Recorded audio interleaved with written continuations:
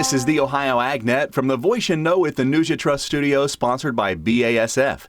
Visit with your local ag retailer about 0% financing on all BASF crop protection, seed treatment, and Zetavo brand soybeans now through March 15th. I'm Ty Higgins. New and now at OhioAgNet.com, the FCC is moving to ban the use of certain future foreign-made drone models and components, raising big questions about access, affordability, and innovation in agriculture. Alex Ryan is Director of Regulations and Policy with AgriSpray Drones. If we look at the scope and the impact on the American farmer, on the Ohio farmer, Ohio being one of the largest states with agricultural drones, the impact is absolutely immense because even though we're only looking at future models in compliance, farmers are planning for the next growing season, now. And even though we have great technology for the next year, 2 years, what happens then? Even then, the critical components is what really becomes an issue too. So if we take all of this into effect, we're looking at billions of dollars of impact to American agriculture. The thing to remember is all of us want American made. All of us want domestic and globally sourced components and drones, but we're just not there yet. Ryan says not too long ago, drones were a novelty on the farm. Now they're becoming a necessity. The family farm itself, as we know, is on a decline, unfortunately. We're starting to see growers that are having to manage more and more and more.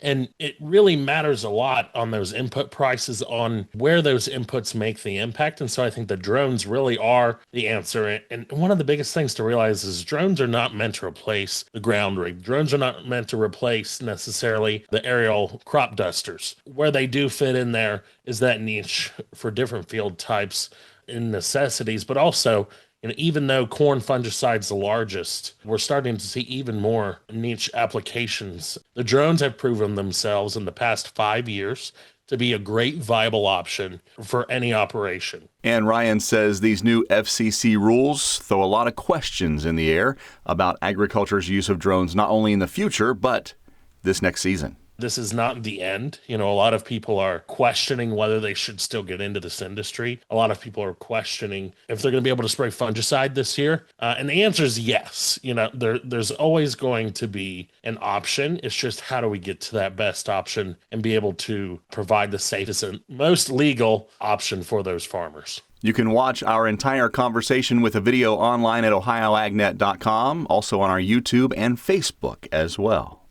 Speaking of the website, you can check out the 5 most popular stories of 2025 online at OhioAgNet.com. Let's get a check of the forecast now with Ryan Martin, brought to you by Seed Consultants. Simply better performance. Online at seedconsultants.com. If you're having plans for tonight to celebrate New Year's Eve, be careful. I'm looking for another coating to 2 or 3 inches of snow to move across the Buckeye State as we move through the late afternoon, evening, and overnight. I think we clear out relatively quickly tomorrow midday and afternoon, but we are chilly, and we see a mix of clouds and sun with cool temperatures through the weekend. I'm Ryan Martin. Thank you, Ryan. We'll get a check of markets and analysis after this as the Ohio AgNet continues. They didn't have skim milk for your coffee, so I just got formaldehyde. Oh, isn't that stuff in floor cleaner? Pizza's here. Would you like cheese on that? Or how about a Crowley? Oh, no, that's in bug spray. Hi there. Would you like to sample our new scent? Diethylene glycol. Isn't that the stuff in antifreeze? You wouldn't want to eat it, drink it, or even smell it, but that's exactly what's in your vapes. If you vape, quit. If you don't vape, don't start. For help, go to odh.ohio.gov/no vapes. A message from the Ohio Department of Health. Attention construction pros. Purple Wave Auction brings quality equipment to your fingertips. Join our bi-weekly online auctions featuring dozers, excavators, loaders, and more. We provide detailed listings, photos, and seller contact info. Inspect online or in person. With our no reserve policy, every item sells to the highest bidder. Visit purplewave.com today and see why informed builders choose Purple Wave. Transparent processes, real deals, your next great purchase awaits. purplewave.com. Welcome back to the Ohio AgNet. I'm Ty Higgins. In corn demand news at midweek, export sales for the week ending December 18th was the highest weekly amount in over a month.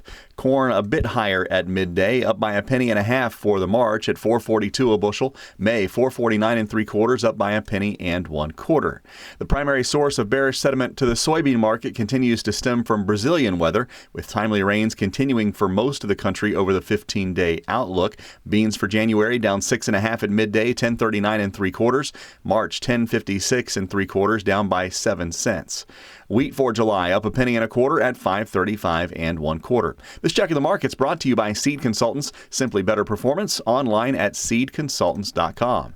As we check the live cattle complex, December 232.25 up by 107.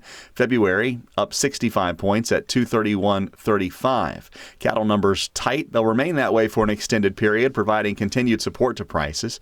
Feeder cattle for March 345.20 up by 70 cents. The April up 52 at 343.95. There's a bullish attitude in the lean hog market, which continues to support futures despite the lack of support from cash and cutouts. In fact, pork cutouts took a hit with values down 183. Traders seem to think this will be temporary and strong demand will continue after the holidays. February lean hogs up 35 points at 85.90. April 90.45 up 27 cents. This is the Ohio AgNet.